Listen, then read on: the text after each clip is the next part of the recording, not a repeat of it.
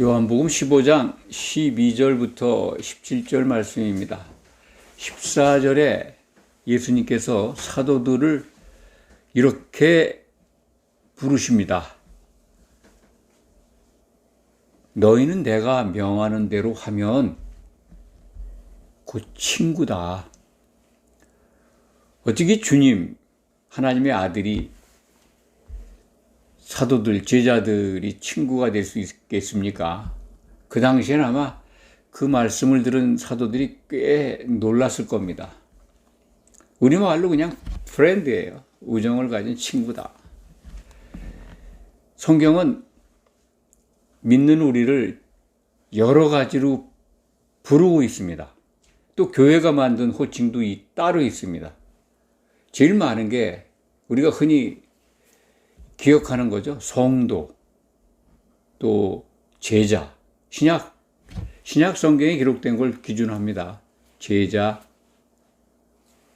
성도, 그리고 하나님의 아들들, 하나님의 백성, 하나님의 자녀, 이런 호칭들이 신약 성경에 다수 기록되어 있죠. 그뿐만 아니라 오늘 본문에 기록되어 있는 말씀, 예수님이 사도들을 내 친구라고 그럽니다. 그런데 신약 성경에 가장 많이 기록된, 압도적으로 많이 기록된 성도를 부르는 언어가 형제입니다. 예수님이 부활하신 후 첫 번째 하신 말씀 가운데 사도들을 호칭한 말이 나옵니다. 그게 요한복음 20장 17절에 기록되어 있습니다. 하신 말씀 속에 내 형제들에게 가서 이렇게 전하라 라고 하는 말씀을 하십니다. 내 형제들에게. 그 내 형제, 예수님이 내 형제라고 부른 분들이 바로 오늘 우리가 읽은 요한복음 15장 14절의 말씀, 너희는 내가 명하는 대로 행하면 곧 나의 친구다. 친구라고 인정하신 사도들, 그들을 내 형제라고 부르십니다. 형제에 관한 호칭이 창세기 9장 5절에 기록되어 있습니다. 지난 시간들 가운데서 몇 차례 말씀을 드렸습니다. 우리는 반드시 한 남자의 형제가 되어야 된다라는 말씀을 드렸습니다. 3,500년 전 가까이 된 그때 모세에게 주셔서 기록하게 한 모세 5경 가운데 첫 번째 책 창세기에 기록된 말씀입니다. 그때 한 남자의 형제가 되지 아니하면 구원받지 못한다 하는 말씀입니다. 그러니까 짐승은 짐승에게서 그 생명을 찾는데 사람이라면 한 남성에게서, 한 남자에게서 그 사람의 생명을 찾겠다. 그런 말씀입니다. 창세기에 기록된 말씀을 원문에 입각해서 직역을 하면 그렇습니다. 그러니까 한 남자의 형제가 되어야 하나님께 그 사람의 생명이 발견된다는 거죠. 곧 구원에 이른다는 겁니다.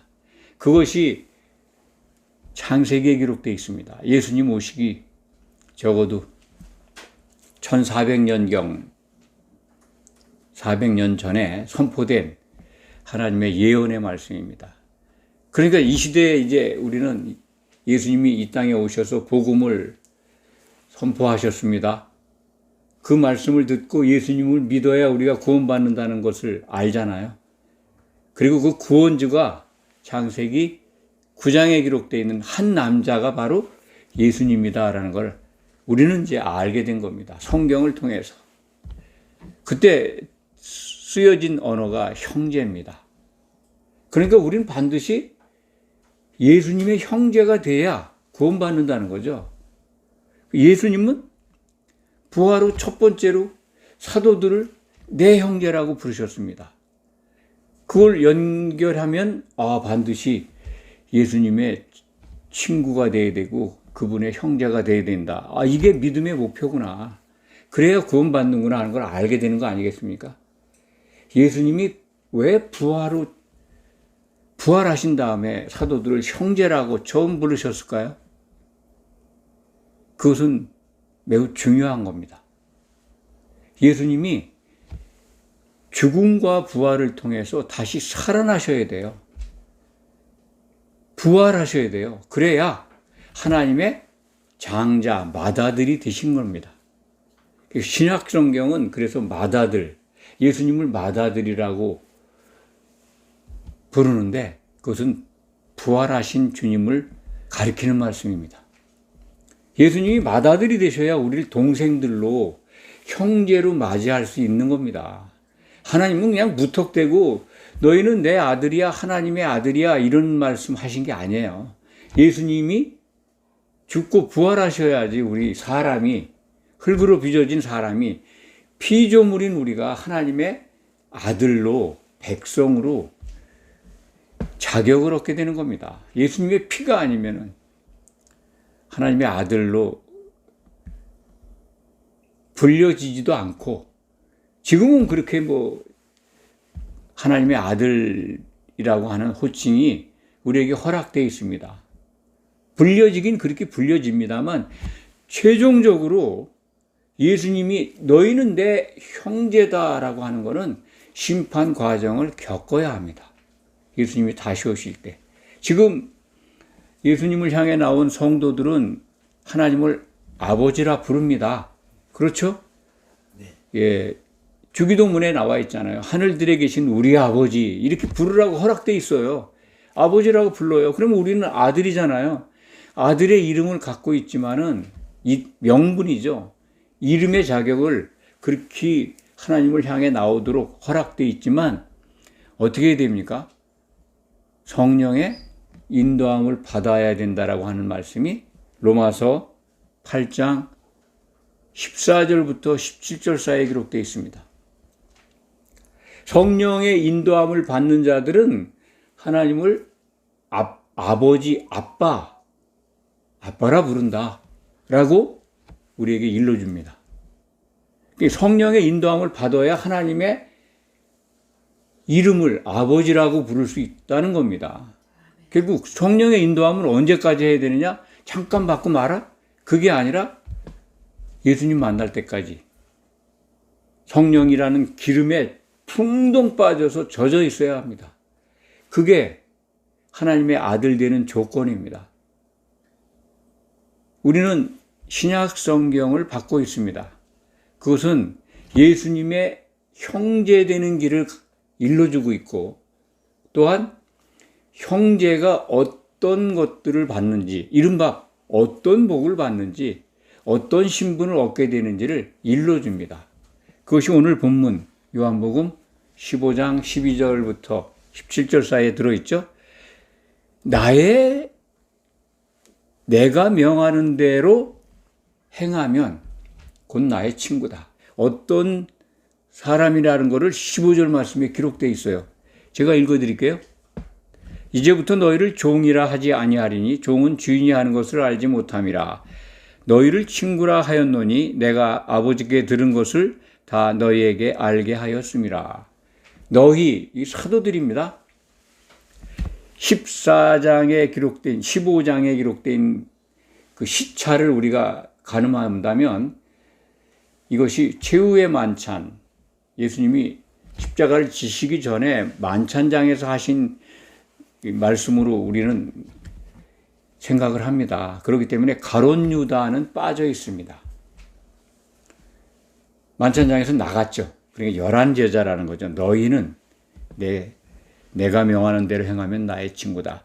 나의 친구인데 조건이 뭐예요? 주인이 하는 걸 안다는 거예요. 주인이 하는 걸 알아야 된다. 그래서 죽고 부활하신 다음에 이 친구들을 내 형제라고 부르신 거거든요.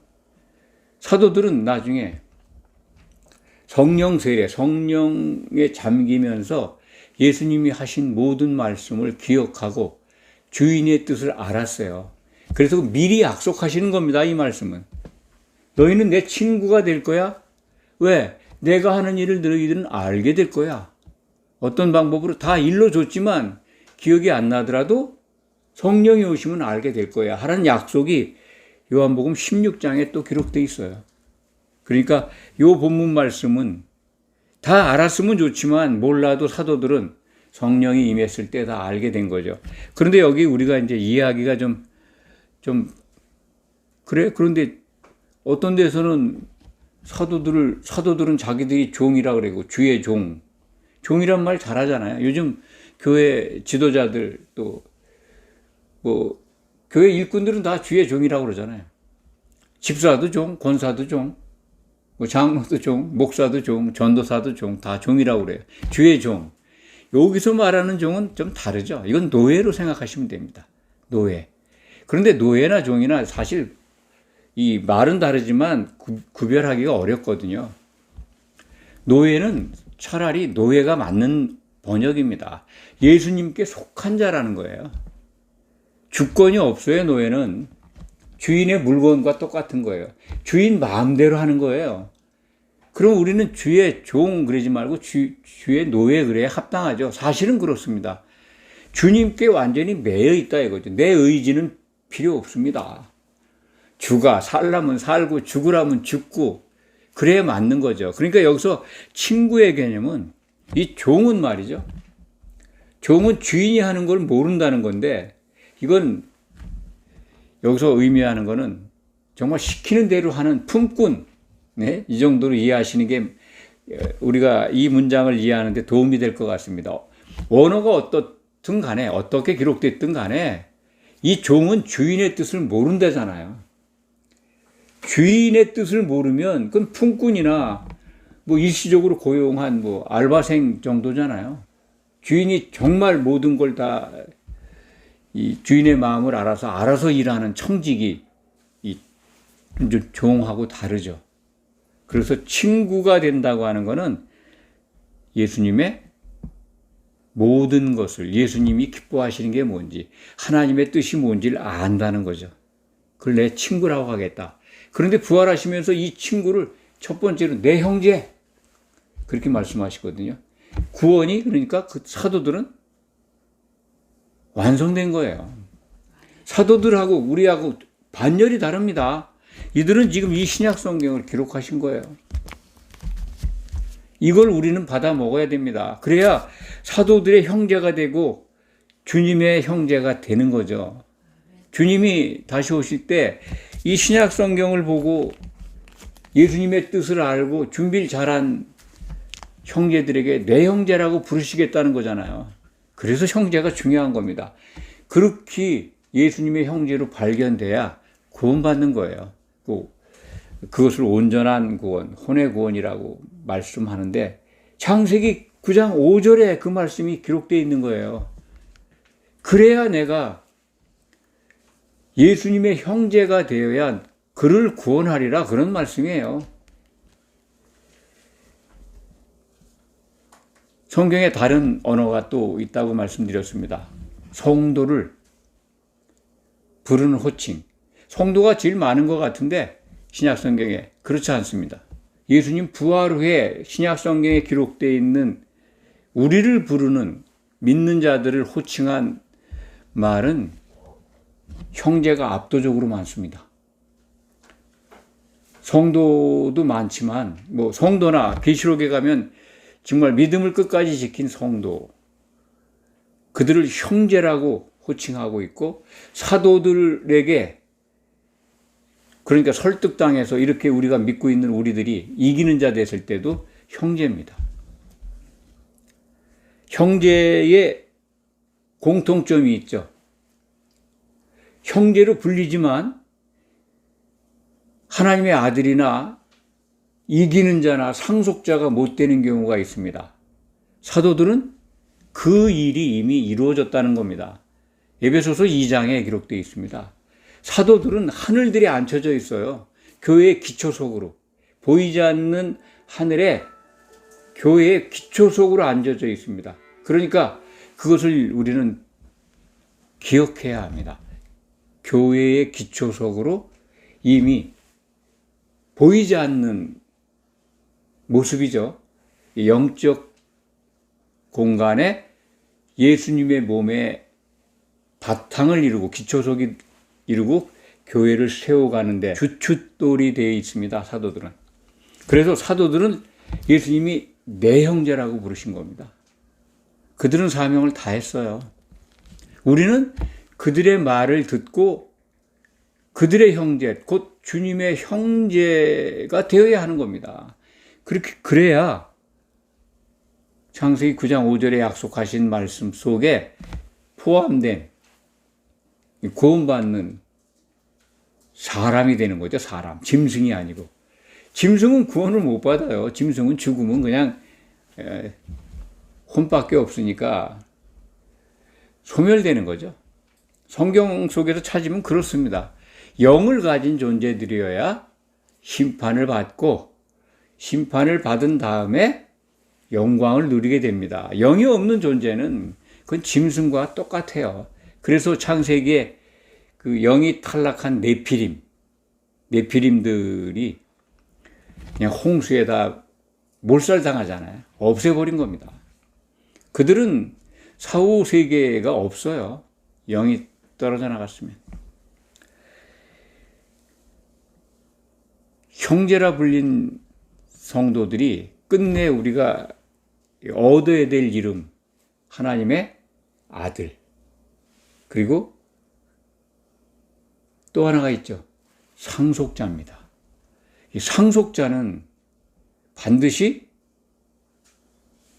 이기는 자가 되어야 되고 하나님의 아들이라는 이름을 얻습니다. 그게 이제 계시록 21장 7절에 기록되어 있죠. 이기는 자는 이것들을 상속으로 받으리라. 상속자가 된다는 거예요. 그리고 아들이 된다는 겁니다. 그러니까 다 지금 아들로 불리워져요. 하나님의 아들이라고 스스로도 알고 있어요. 그런데 탈락하는 자들이 있잖아요. 그리스도의 심판대에서. 그것을 마태복음 9장 15절, 14절, 15절인가요? 거기에 혼인집 손님이라고 표현되어 있는데 신부 대기실의 아들들이에요. 거기서 신랑을 뺏기는 사람들이 나타난다는 거예요. 그거에 관한 그리스도의 심판에 관한 신약 성경의 기록은 정말 많습니다. 마태복음 25장 전체가 그리스도 심판 법정에서 일어날 일들입니다. 예수님은 비유로 말씀하셨지만은 그래도 그 법정 그리스도의 심판 때를 사도들은 또 열심히 기록했어요. 고린도 후서 5장 10절 또 로마서 14장 10절에 하나님의 심판 때 곧 그리스도의 심판 때를 우리에게 알려주고 있습니다. 반드시 심판이 있을 것이다. 또 요한복음 5장 29절에도 그리스도께서 다시 오시면 심판하신다고 예수님이 친히 말씀하셨습니다. 비유로 말씀하시고 직접 내가 다시 오면 심판한다는 말씀을 하셨는데 이 개신교가 잃어버린 게 그리스도의 심판입니다. 참 그게 너무나 안타깝습니다. 정말 어디를 들어봐도 뭐 영상이나 또 실질적으로 설교하는 현장에 가서 듣고 참 기독교 채널이 여럿 있잖아요. 또 유튜브 상에도 많은 분들이 설교 영상을 올려놓습니다만 볼 적마다 제가 참 안타깝고 실망을 하고 그렇습니다. 어떻게 가장 중요한 건 빼먹고 현실의 복에 이렇게 치중하는 말씀들만 하는가. 거기에 또 많은 분들이 다 그렇게 열성적으로 아멘, 할렐루야 합니다. 그런 모습들이 뭐 잘못됐다는 그런 지적하는 건 아닙니다. 다만 복음에 너무나 알맹이가 빠져 있다. 정말 이기는 자가 되는 복음을 전해야 되지 않겠습니까? 예수님이 다시 오실 때 내 형제라고 부르는 그런 성도로서 나타나야 되지 않겠습니까? 예수님께서 우리를 알아보시는 너는 나를 닮았 내 형제다. 그러니까 양으로 구별된 성도로서 합격 판정을 받으려면 어떻게 해야 될까요? 모두의 말씀을 드렸습니다. 그게 제일 중요하죠. 이런 내용들, 과정들도 다 중요하지만 그래요. 그럼 제가 예수님 형제 돼야죠.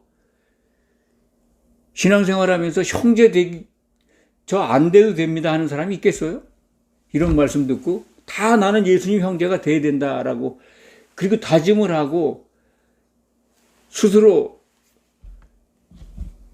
자기를 점검해보고 그러지 않겠습니까? 그런데 어떻게 해야 되죠?